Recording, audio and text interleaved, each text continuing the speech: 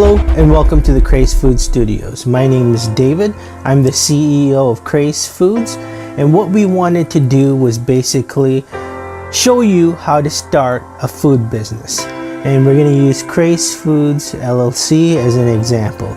We're going to go from the very beginning all the way till the point that we're at, and we're going to continue our Kraze journey by uploading videos every week and bringing you in on the whole Kraze experience. With that being said, we hope you join us and we welcome you to the Kraze. All right, the first step in starting your own food business, in this case for Kraze, was to come up with the product. We needed a product, right? And so we decided to go with nuts, and we decided that we're just not going to go with the norm. We were going to go with a little higher end product. We decided to go with cashews. We decided to go with walnuts and pecans. We also decided, my partner, Cheryl, she's the president of Kraze Foods, had just gotten certified in raw foods. And so she was telling me the benefits of actually getting the nuts, using raw nuts versus cooked nuts. And I guess when you have raw nuts, it has more vitamins and nutrients, versus when you cook the nuts, it starts to lose some of its vitamins and nutrients. So we decided to go that route too. And we came up with the 3 flavors. We were going to do spicy cashews, we were going to do chocolate orange walnuts, we're going to use cacao powder. That we weren't going to just use milk chocolate, because we were keeping it healthy. And then we were going to do maple mesquite pecans. We were also going to not use any processed foods, so we were going to use basically maple syrup instead of sugars, and also all the other ingredients we were going to keep them raw, organic, non-GMO, vegan, and gluten-free. So basically that was the idea, and so we came up with the products. And a good tip to keep in mind is that, make sure you like your product, right? Actually, make sure you love your product. And the reason why I'm saying this might seem a little common sense, but if you love your product and you actually eat your product, it's going to be a lot easier to present it and to sell it, right? Because you're going to be behind it 110%.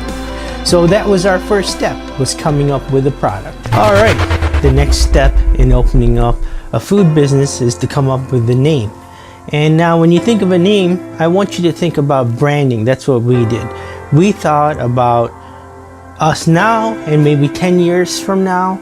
You don't want to limit yourself to just the products that you have currently. You want to think about a whole brand, right? So for example, if we just said Kraze Nuts, and then guess what? Kraze Food Nuts, or just Kraze Nuts. And then 10 years down the road, or even 1 year down the road, we decide to introduce new products, right? Like we were thinking about doing kale chips or something like that. Now all of a sudden the name Kraze Nuts doesn't really apply. So just go with a broader term and try to envision like 10 years down the road. Just try to see where you'd be at if you'd want to include different products, things like that.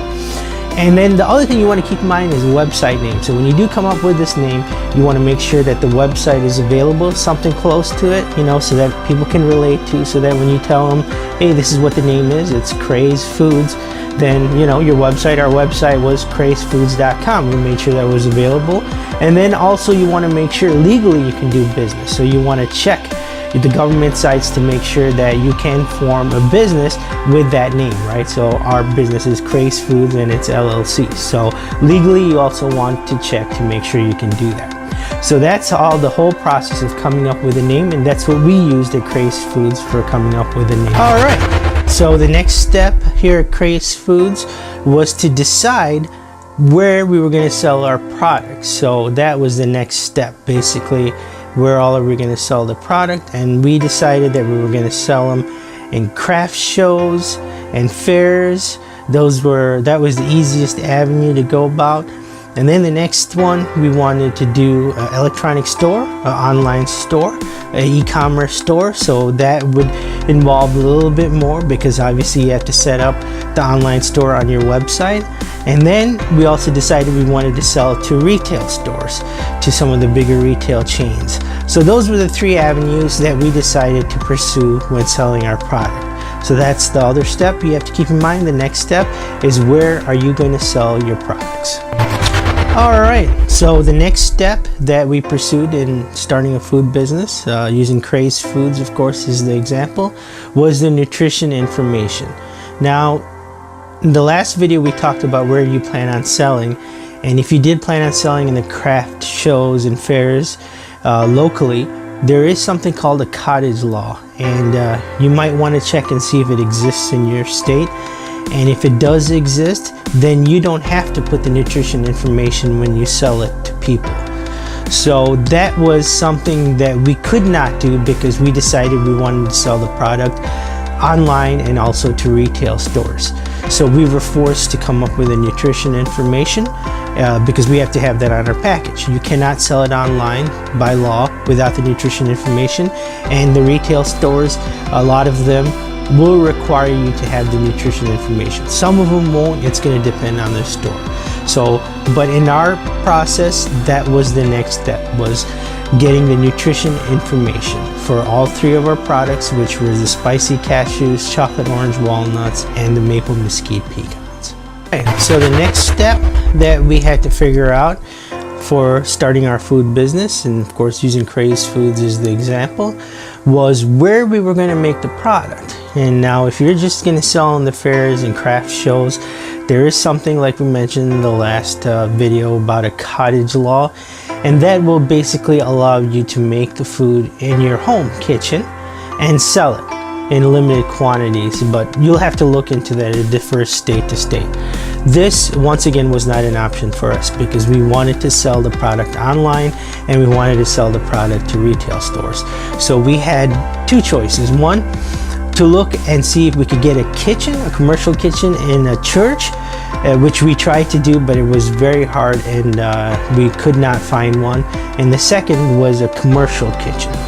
So what we ended up doing was we decided going with a commercial kitchen. Now remember, doing this, it does cost a little bit more, so make sure you do add that into the product, you know, the pricing of the product. But that was the avenue we went. So that's the next step, was we had to decide where we were going to make the product. All right, so the next step that we had to decide when opening up our food business, using Kraze Foods as an example, of course, was the funding, right? So we had so much money that we were going to both put in, me and my partner Cheryl. So we actually kind of got bit by the crowdfunding bug. So we decided to go with, we had two options. We had Kickstarter and of course Indiegogo, and we decided to go with Indiegogo. And we decided to do the flexible funding method. So when the campaign ended, if there was money in there, we would still get the money, versus, you know, if on Kickstarter, if you were short by $1 or whatever it was, or the regular funding through Indiegogo, you would not get the money. All the money would go back to the funders. So we decided to do that, and it was not as successful as we wanted to, because we found out that we needed a much bigger audience. I mean, of course, our friends and family did donate, but that was the next step that we did, was funding, and we decided to do a crowdfunding platform, which was Indiegogo, in our process. All right, so the next step in starting up a food business, using Kraze Foods as an example, of course, was to come up with the packaging. And we decided, after taking a look at several packages, was to go with a craft bag look, which was more earthy, you know, kind of raw, organic, kind of, we felt like it went with our product. And then the next step was to kind of decide, well, are we going to have all of the information printed on the bag, or if we were going to create labels and stick them on the bag. And we decided to go with the label method because it was going to be a little bit more cost effective for us in the beginning. So we had two types of bags, right? So we had a 3-ounce size, and then we had a 1-ounce snack size. So, and then we have 3 different products. We have spicy cashews, chocolate orange walnuts, and maple mesquite pecans. So it turned out being that we needed 12 labels, right? One for the front, one for the back for each product, and then also we needed to double it because there were 2 sizes, the 3-ounce and the 1-ounce. So that was our next step, was deciding on the packaging and how we wanted our product to look to consumers. All right, the next step that we had to do when starting our food business, using Kraze Foods as an example, of course, was getting licensed to actually make the product. So we ended up getting 2 licenses. The first license was the ServSafe, which is basically the cleaning and the sanitization process when you're handling food. And the second one was through the Department of Agriculture. Now the second one is a lot tougher than the first one, because the second one, you actually have to make your product in front of a health inspector. So she's going to come out and you set it up. And in our case, we set it up with a commercial kitchen, and the inspector came out and took a look at our whole process from beginning to end, and then we got our license. So that was the next step, was we had to get licensed in order to make our product. All right, so the next step in opening up our food business, using Kraze Foods as an example, of course, was to actually make the product. And now that we had gotten to our licensing and all of that, we booked out our space in the commercial kitchen, and we went there and we actually made the product. So remember, now this is going to cost more money, and the reason why we chose to do it in a commercial kitchen is because we plan on selling the product online and to retail stores. So that was our next step, was actually making a batch of the product to sell to the public. All right, so our next step in the process of opening up a food business, using Kraze Foods as an example, of course, was the pricing. What are we going to charge for our product? So we had to take all those things into consideration, which is all the food costs, all the ingredients, the packaging, the bags, the labeling, the cost of the commercial kitchen. And unfortunately, at this point in time, the labor was not included, because it was just me, the CEO, making the product, along with my business partner, Cheryl, the president. So you should take that into effect. But right now we decided that we were not going to use labor and a factor into the cost, because we want to kind of keep the cost down a little bit, as much as we can, we should say, because our ingredients cost a lot of money, because we're paying for the raw, the organic, and the non-GMO ingredients. So they are a little bit higher, or actually a lot higher than the normal processed ingredients. So that was our next step, was coming up with the pricing. All right, so the next step when opening up a food business, using Kraze Foods as an example, of course, was to set up our website, get our website up and going. And this involved quite a lot of time and effort, because, we had to get the product shots, we had to get shots of, the nuts out in the open, then we had to get shots with the packaging, and then we had to get several of the various different shots, and we wanted some video for the website. We just didn't want images, so we had to hire a production team. We hired New Design Plus, and they helped us create some videos for the website. And then the main thing, the big part, was the whole online store, right? The e-commerce store. That was a huge step, and there were several things involved in that. We had to figure out how we were going to process credit card payments and things like that. So that was a big step. That was our next step, and that was getting our website up and running. All right, so the next step that we did in opening up a food business, using Kraze Foods as an example, of course, was the marketing aspect, right? So we decided that we were going to do a blog. So we're going to do some videos, and we're going to do images and things like that to get product awareness. And then we also wanted to use social media. So we had social media, and then we were going to do YouTube, Facebook, Twitter, Pinterest, and we were going to post to all those platforms. We did take our Facebook page, and then we did do some promotion just on a low level to test the waters and to see what happened. It's been an okay response so far. We have to tweak the process, right? It's a learning curve. And with YouTube, we also took some of the videos and we promoted them to get them out there and to see what kind of response that we're getting. And it's been okay so far.